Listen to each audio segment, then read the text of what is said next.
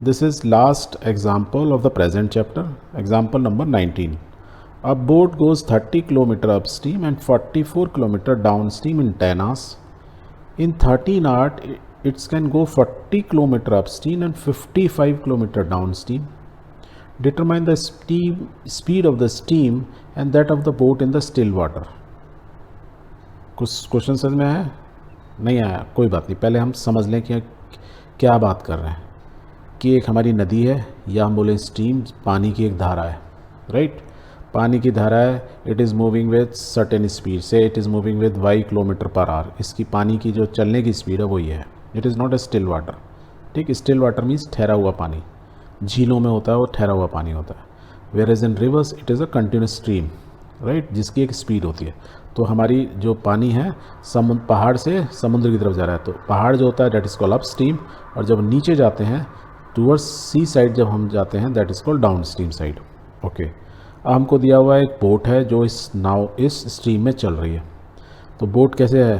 पहले ये बोट जाती है, यदि नदी की डायरेक्शन में चलती है, बहाव जिस डायरेक्शन में बहाव है, जिस डायरेक्शन में स्टीम का फ्लो हो रहा है, नदी चल रही है उसी डायरेक्शन में चलती है. दैट मीन्स जब ये इस डायरेक्शन में जा रही है क्या बोलेंगे हम इसको? It is going down stream.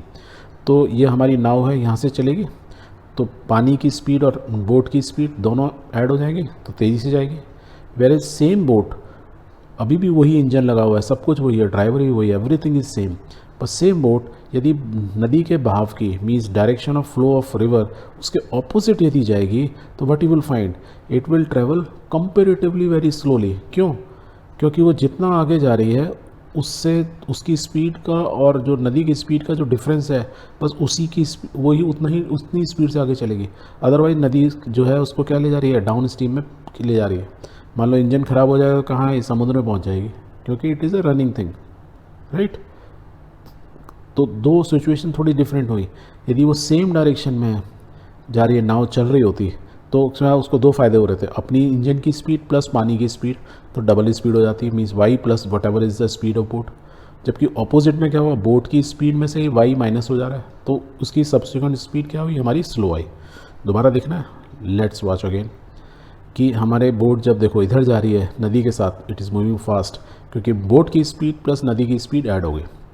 Where as यदि जब अपोजिट जा रही है, what ever is the boat speed, उसमें से नदी की स्पीड माइनस होगी, इसलिए बोट हमको जाती हुई it will take more time. यदि ये आपको क्लियर हो गया, सो लेट्स मूव फर्दर.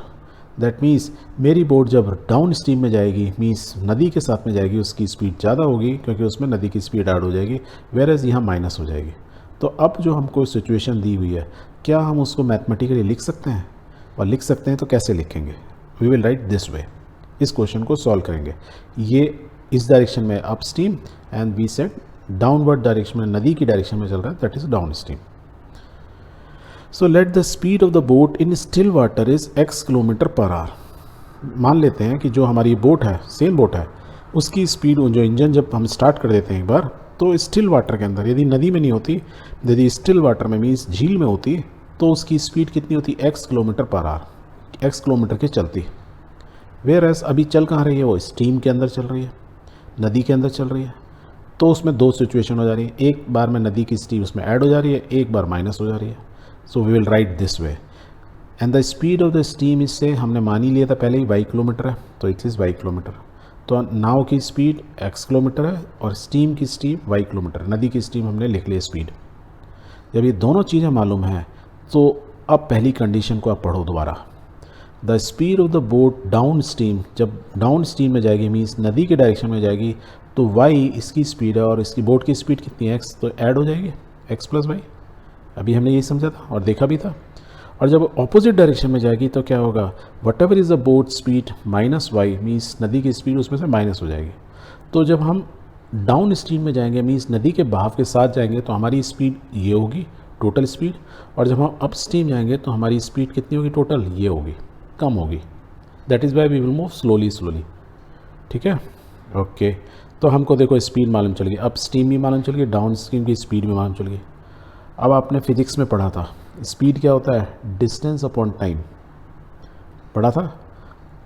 और हमको यहाँ क्या दिया हुआ देखो, 30 किलोमीटर जाता है अप स्ट्रीम, 44 किलोमीटर डिस्टेंस जाता है, टोटल टाइम लगता है 10 आवर्स. दैट मीन्स मुझे क्या दिया हुआ है, डिस्टेंस दिया हुआ है और टाइम दिया हुआ है, पर स्पीड नहीं दी हुई। अब स्पीड हमने यहाँ से निकाली, अज्यूम कर ली, ये हो गई। तो मैं यदि देखूँ टाइम टोटल 10 आवर्स लग रहा है, तो मैं टाइम निकाल सकता हूँ। तो मैं आई can write this way also ना, टाइम के ऊपर लिया हूँ तो डिस्टेंस अपॉन स्पीड कर सकता हूँ, क्योंकि हमें यहाँ डिस्टेंस दिया है, स्पीड दिया है और टोटल टाइम दिया है।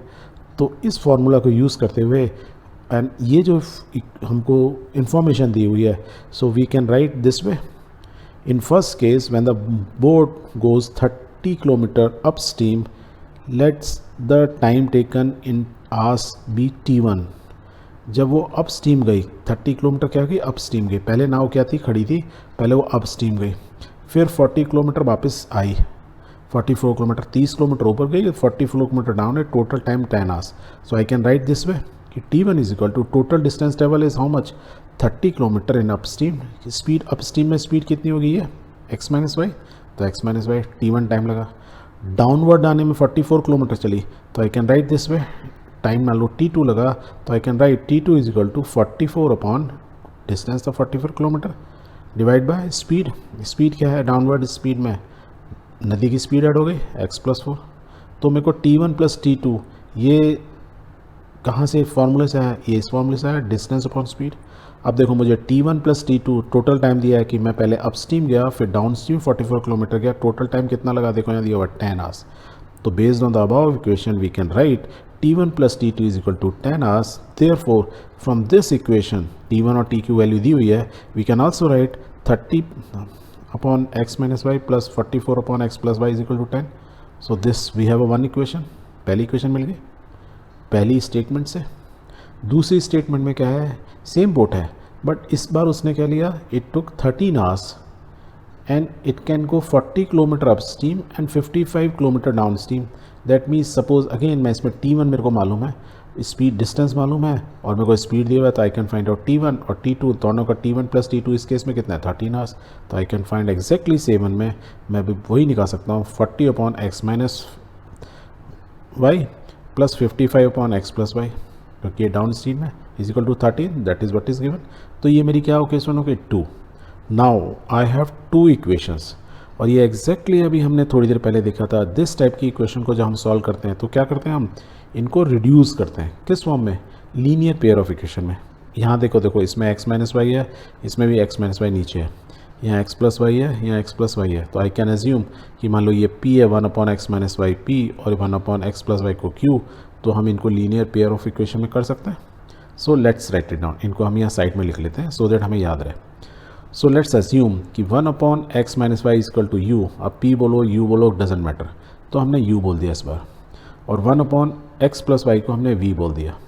यदि ये u है और ये v है तो इन इक्वेशन में जो हमने अभी निकाली थी उसमें हम सब्स्टिट्यूट कर सकते हैं लेट्स पुट्स। तो हमारी इक्वेशन क्या हो जाएंगे, 30 into U, 30 into U plus 44 into V is equal to 10। पहली इक्वेशन से, इस इक्वेशन से है। सेकेंड इक्वेशन क्या है, 40u 40 ओके। करने से पहले इन्होंने एक और किया, अच्छा किया कि ये जो हमारी जो इक्वेशन है इसको स्टैंडर्डाइज फॉर्म में कर लिया, मीन्स इसको मैं यहाँ ले गया, ठीक है ओके। सेकेंड इक्वेशन क्या है हमारी 40u plus 55v is equal to 13, इससे इसको भी स्टैंडर्डाइज कर लिया हमने। अब हमने इसको स्टैंडर्डाइज क्यों किया, क्योंकि मैंने आपको क्या बताया था सबसे ईजीएस्ट मेथड क्या होता है, क्रॉस मल्टीप्लिकेशन मेथड, इसलिए हमने स्टैंडर्डाइज किया। क्योंकि देखो इसमें कोफिशिएंट्स क्या हैं एक्स और वाई के या यू और वी के, काफ़ी बड़े बड़े 30 44 40 55, आप मल्टीप्लाई कर सकते हो। वैसे इसको 30 को 40, इस नीचे वाली इक्वेशन को सेकेंड इक्वेशन को 30 से मल्टीप्लाई कर दो, ऊपर वाली को 44 कर दो, and then you can have elimination method से आप माइनस करो कर सकते हो, या क्रॉस मल्टीप्लिकेशन से हम जल्दी सॉल्व कर सकते हैं। कैसे करेंगे देखो, लिखो u लिखेंगे, क्रॉस मल्टीप्लिकेशन हम इसमें अप्लाई कर रहे हैं, u डिवाइड बाय क्या करेंगे, this into this minus this into this into this minus 55 into minus 10 is equal to क्या होगा, माइनस वी, माइनस लिखेंगे सेकेंड वाले को, this into this minus 40 into minus 10, ये लिख दिया, इज इक्वल टू क्या लिखते हैं 1, ये हो गया ना। अब देखो यहाँ this into this minus this into this, that is what we have written. इनको आप सॉल्व कर लो तो you will find u upon minus 22, इसको सॉल्व करोगे माइनस v अपॉन 10, और इसको सॉल्व करोगे you will get 1 upon 110 minus 110। अब यहाँ से u और v की वैल्यू निकाल सकते हो इजीली, फाइंड आउट। तो u की वैल्यू आ गई 1/5 एंड v की वैल्यू आ गई 1/11। और v एंड u हमने क्या अज्यूम किया है, ये 1/x minus Y is equal to U और 1/x plus Y is equal to B. इसकी जगह यहाँ पुट कर दो, let's put it. Now once you put it you will find x minus Y is equal to 5 और x plus Y is equal to 11। Now you have two linear equation.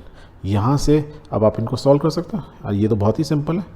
अब इसमें क्या है, क्रॉस मल्टीप्लिकेशन मत करना, ये minus y है plus minus elimination कर दो तो आप डायरेक्टली x की वैल्यू निकलाएगी। You will find x is equal to 8 kilometre, 8 आएगी। तो क्या है x हमने क्या अज्यूम किया था, इज द स्पीड, किसकी speed, of the boat in still water, that is what we were asking.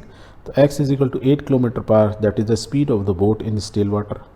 And हमको y क्या था, y की वैल्यू निकालोगे, क्या है, स्टीम की स्पीड है कि नदी की धारा की स्पीड कितनी है। तो y की वैल्यू कितनी आ गई, 3 kilometre per hour, that is the speed of the steam. तो हमने इस सिंपल से क्वेश्चन को जो देखने में कॉम्प्लिकेटेड लग रहा था उसको हमने सॉल्व कर लिया। बट इसमें हमने दो चीज़ का ध्यान रखना है कि नदी की स्पीड और बोट की स्पीड जब सेम डायरेक्शन में चलते हैं तो ऐड होती है, ऑपोजिट डायरेक्शन में चलते हैं तो सब्ट्रैक्ट होती है। दूसरा, हमने साइंस में जो स्पीड की डेफिनेशन पढ़ी थी, speed is equal to distance upon time, उसको हमने यूज़ किया और उसको यूज़ करने के बाद we formed simple these equation. और जब हमको इक्वेशन मिल गई तो हमने उनको क्या किया, रिड्यूस किया, किस फॉर्म में, लीनियर पेयर ऑफ इक्वेशंस में। और लीनियर पेयर इक्वेशन को सॉल्व करने के लिए हमने क्रॉस मल्टीप्लिकेशन मेथड किया क्योंकि द इजीएस्ट मेथड। और फिर फाइनली हमें दो लीनियर इक्वेशन और मिली और उनको हमको सिंपल एलिमिनेशन मेथड से हमने इसको इस बार सॉल्व किया and we get the answer.